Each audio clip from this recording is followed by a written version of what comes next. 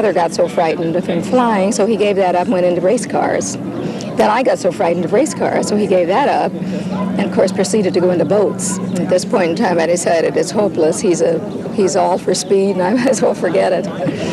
So I support him. I'm glad he does it. Nordskog himself obviously is glad to be getting ready for yet another race. As he makes his way to the breakwater for the start, Bob thinks about the competition and the risks. I have to take for granted that there's a risk, and if you enjoy the sport enough and you like the challenge of the speed and the finesse of fine-tuning yourself to the water conditions, then you get a great deal out of it. But if you worry about the hazards, then you shouldn't be out there at all. This from a man who's broken arms, ribs, and a hip, and suffered some sort of injury to just about every part of his body. But when it's race time, he's ready.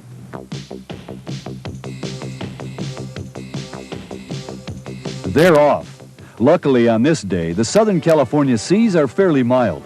Bob's boat is 1,700 horsepower, 38 feet long.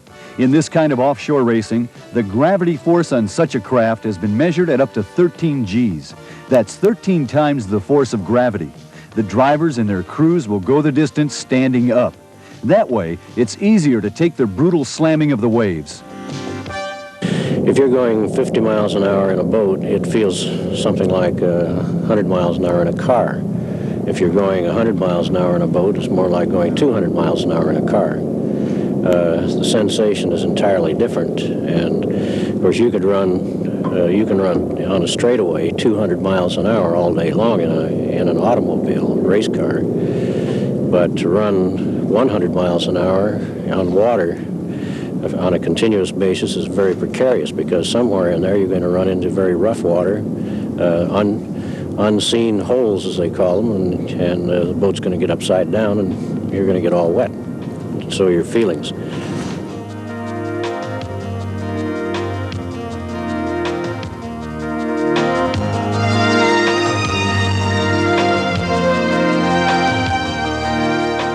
For years, Nordskog has enjoyed racing all kinds of classes of boats, and he has the patches to prove it. It's been said that these colorful race patches cost $10,000 apiece. That's how expensive racing can be.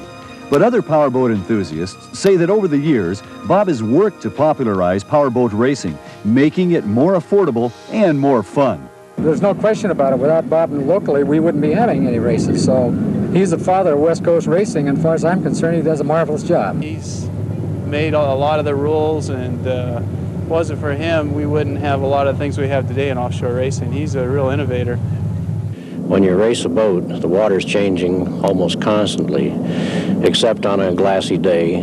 But most of the races we're in, the water is anywhere from lightly chopped up to sometimes very, very heavy seas. It's not uncommon to have to race in 6 to 8 feet seas, and I have had races that have been as high as 15 to 18 foot. Again, Bob knows what he's talking about. He's been in a number of seagoing mishaps and crashes, including one that left him stranded in open water on a life raft. Why does he do it?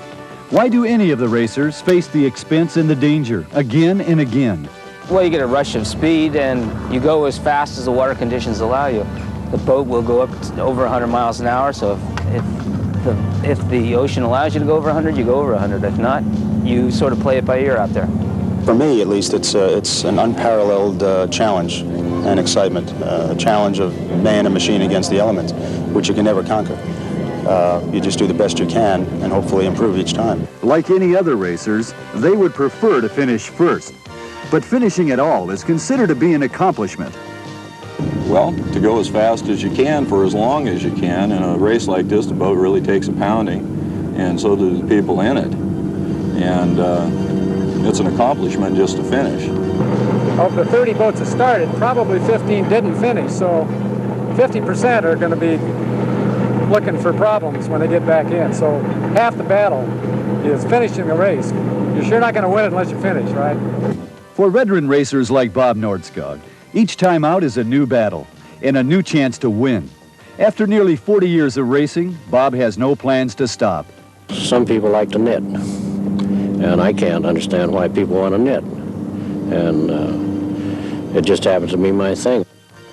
And powerboat racing is one thing Bob Nordskog has done longer and better than just about anyone else around.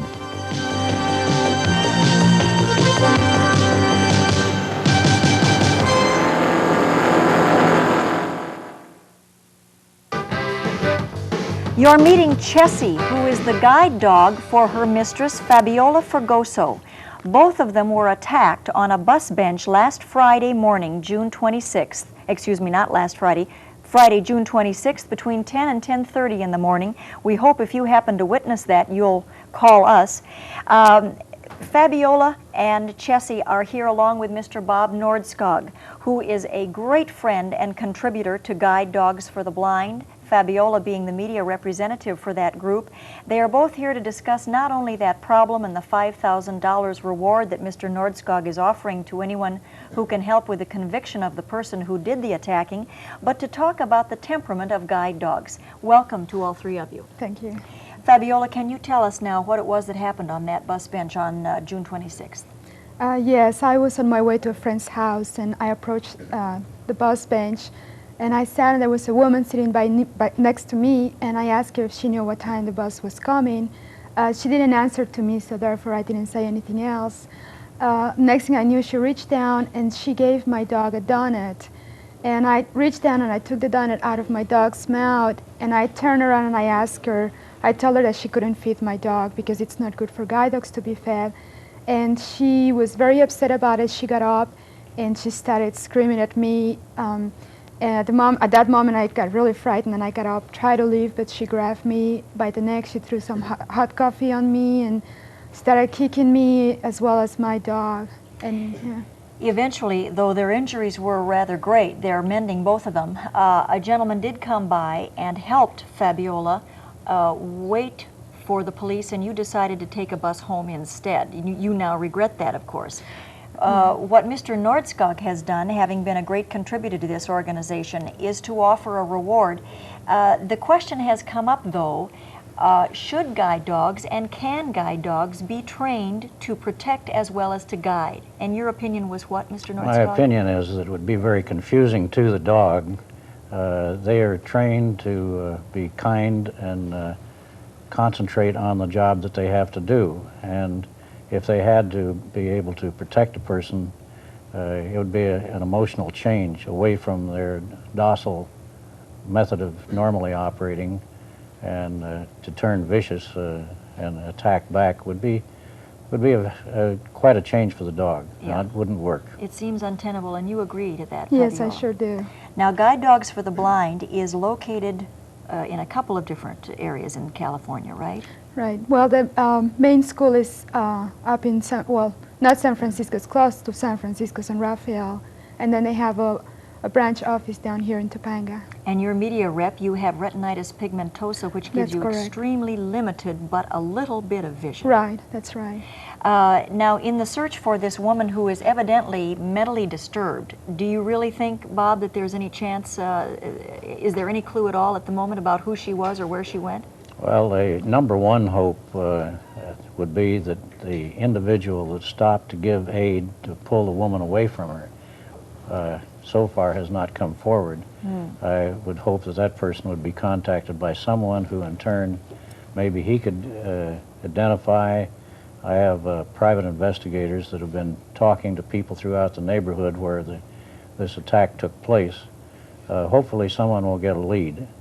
I think it's a horrible thing, and as you know, with all the freeway shootings and whatnot, something's got to be done for people to realize that there are other values in life other than temper. We have never heard so many stories about people being afraid to intervene when someone was being attacked. You did hear others walking by but ignoring the problem. Yes, well, not necessarily walking, but I was aware of the fact that there was plenty of cars going by. And as a matter of fact, this lady pushed me away from the sidewalk into the street, which at the moment I thought maybe somebody driving by would see it and stop. But they didn't until finally this guy did stop. Do you continue to travel that route? Sometimes I have to, Yes. So you've been on that bus bench since? A couple of times, yeah. I'd like to just mention to you that Bob Nordskog is a 74-year-old powerboat racer known throughout the world. In fact, he is the holder of 45 national and world records, one of them broken just recently. And he is such a contributor to this organization that they have recently been able to open a Nordskog veterinary clinic, which we're proud to announce. How did a man so active become involved in an organization like this? Many years ago, my employees, when I was a small company, small organization, asked if I had some idea what they could do that would be of a charitable nature. And I thought and thought. Finally, I came up with the idea of maybe a guide dog type of program. And I inquired around the country, and every place I contacted people involving with guide dogs, they always said that the organization in San Rafael, Guide Dogs for the Blind, was the best run of any. I went up there with my wife and we checked the organization over, and we fell in love with what they were doing. And I came back, told my employees, and I said, I'll make a deal with you. For every dollar you put in payroll deduction, I will match that dollar. After these many years, it's run into several hundreds of thousands of dollars that we've contributed. Remarkable work done, and a very well-run organization. Fabiola Fergoso, her dog Chessie, Bob Nordskog, we thank you for this. If you're aware of a Friday, June 26th attack on a bus bench in the morning, please call us or Guide Dogs for the Blind. We wish you all very well. Thank you. Thanks for coming. Nice being here. Back in a moment. This is the start of the Pacific Offshore Powerboat Race on the ocean just off of Dana Point this morning. These boats raced a course that took them north to Newport Beach, then all the way south to Oceanside, back up through the starting line at Dana Point, back up to Newport again, and then back to the finish line off of Dana Point. The course was 118 miles in length, and these racers cut through the ocean waters at speeds of up to 80 miles per hour. Offshore powerboat racing in California is really led by Bob Nordskog, who pilots his number 11 boat and has a riding crew that includes his grandson. You see, Nordskog, the pilot, is 68 years old. He won both of the big races prior to today's event, but he missed in his bid to make it 3 straight today. The winner was M42, the Sea Claw, driven and owned by Gerald Burns of Orange County. Burns was aided by crewman John Stoker in his victory dash today. The seas were pretty smooth at the 9 a.m. start, but the ocean got pretty choppy later, and the average speed was held down to about 60. But nonetheless, it was a great day for racing, with the sun shining and these big bruisers just churning through the ocean waters.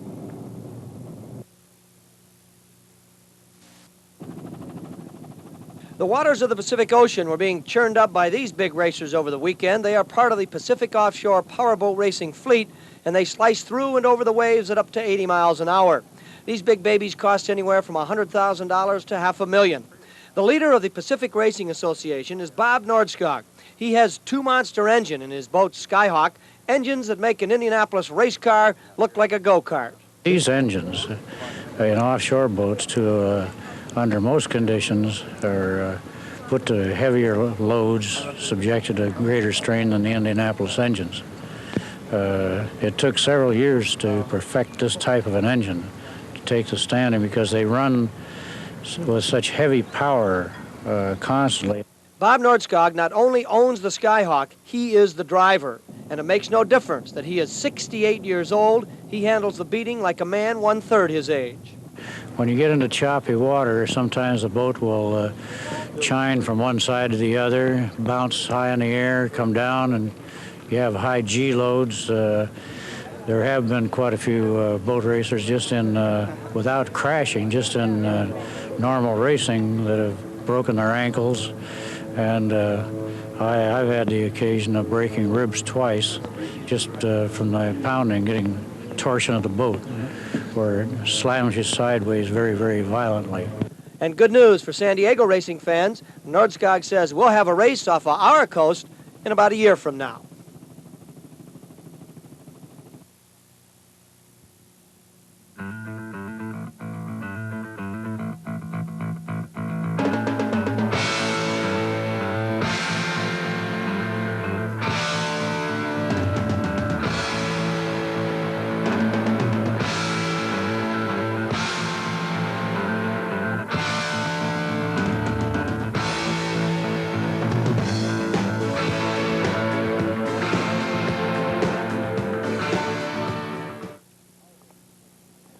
The powerboats have taken over Lake Mead this weekend, in fact, for on through Wednesday of this week, and I hope that many of you will find an opportunity to get down to Boulder Beach.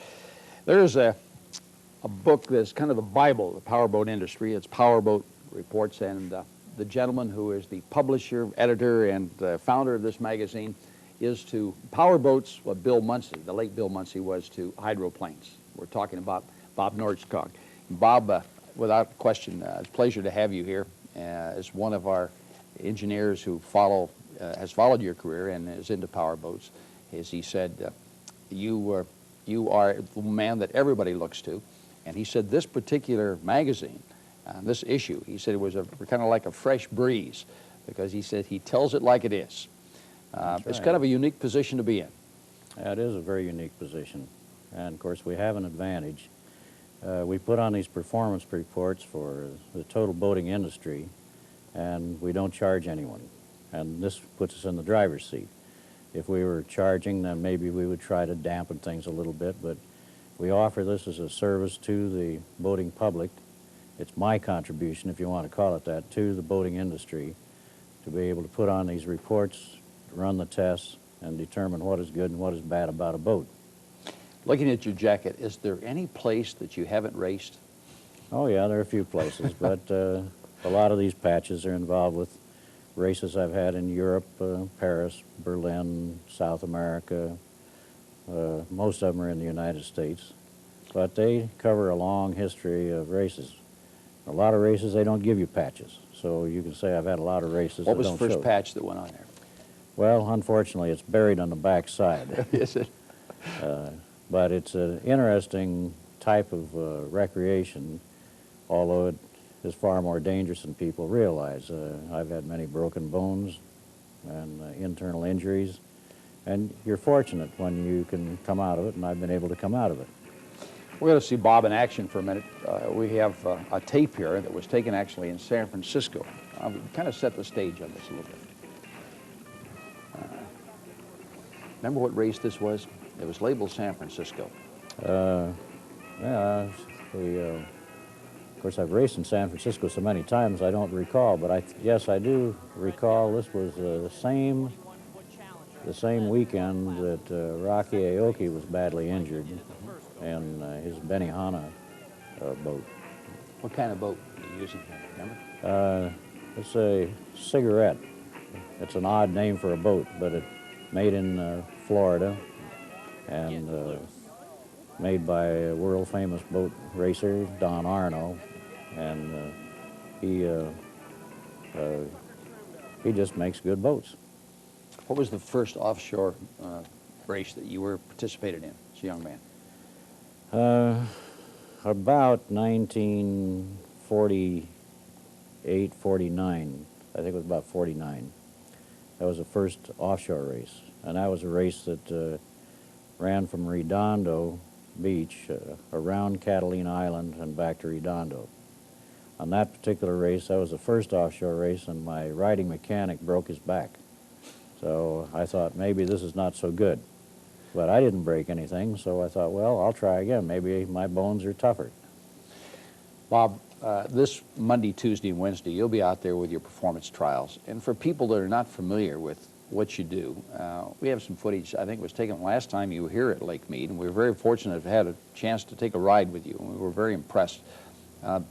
You spend a lot of time, you're very patient. But the thing that surprised me, you said you don't really care what the boat is when you get in it. You don't pay that much attention. That's right. To me, the boat is a number. I step in it, I prefer not to know who manufactured the boat. I'm afraid I might be prejudiced. Everyone has this tendency. If I have, year after year after year, if I test a boat made by a particular manufacturer that makes a very good boat, then naturally my mind is already tuned to the fact that it's going to be a good boat. That's not what I'm driving at. I want to pick it apart, piece by piece, through the total of the tests that we run and evaluate every aspect of that performance. On the other hand, if I'm testing a very poor boat that was made by a poor manufacturer, I might be influenced by that. So I'm not even aware of what the boat is till I get in it. When I get in it, within 1 minute, 3 minutes, I'm already picking up the trend of the good and the bad of the performance of the boat, the handling characteristics, etc. Do you keep in mind that a family will be riding in those boats? Always. That's my prime concern. I want boats to improve in safety, number one,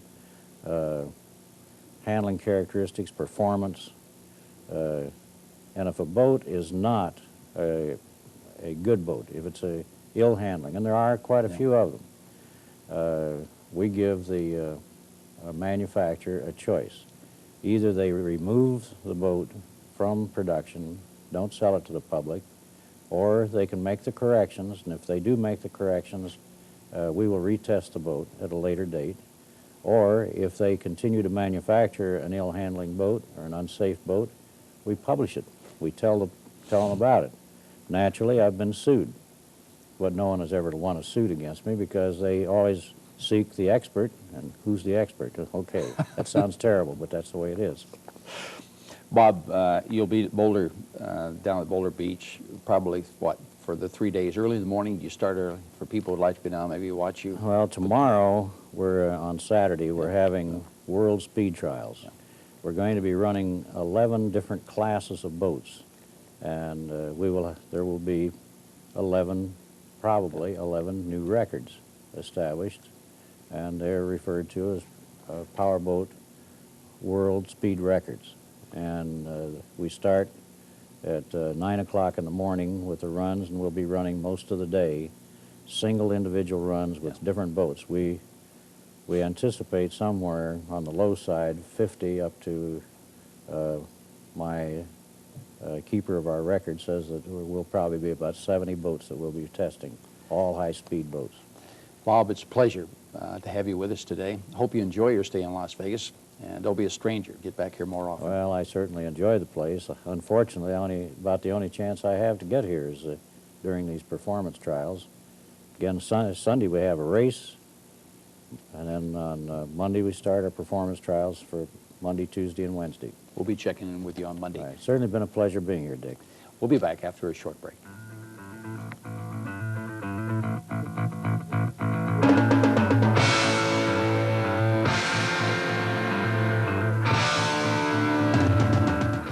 This guy might be in disguise, 67-year-old Bob Nordskog. He went out for a morning boat ride today. Took his 18-year-old grandson Eric and a friend Norm Teague along with him. But a morning boat ride with Bob Nordskog is not exactly like your everyday run-of-the-mill boat rides. This was the final test run before Nordskog, who already holds 17 national and world speedboating records, takes off on a 1,300-mile run between Canada and Mexico. A run that he tried a year ago before being weathered out halfway through. I'd like to take your feet. I was weathered out of the run. I made it halfway to Fort Bragg, California, and I had to abort the run because of extreme weather conditions. And I just don't like to leave a job undone. It will take about 30 hours in ocean waves to complete the run. There'll be an incredible beating on the 40-foot boat, the two huge motors, the crew, and 67-year-old Bob Nordskog. It's hard on your legs, it's hard on your back, it's tiring to the arms in position of doing the steering. But if you're going to make any headway, you have to go fast, and if you go fast, you fly off the swells, and when you hit the bottom of these swells, sometimes you'll have 2 Gs, sometimes 6 Gs, sometimes 10 Gs, and you have to have your body in excellent condition. What do you say to people that tell you you're too old for this kind of stuff? Yeah, it's poppycock. And I don't think I feel any different today than I felt 30 years ago. In fact, if anything, I think I feel better. What's it like going 90 miles an hour on the open sea? Well, come along and find out for yourself. Does doing this kind of stuff keep you young? Yes, you mentally realize that you have to cope with heavy physical strain, and if you're not in condition for that, you're not going to race, and I like to race, so you have to stay in shape. Bob Nordskog, 67 years old. What's your excuse? That's sports. I'll see you at 11. Okay.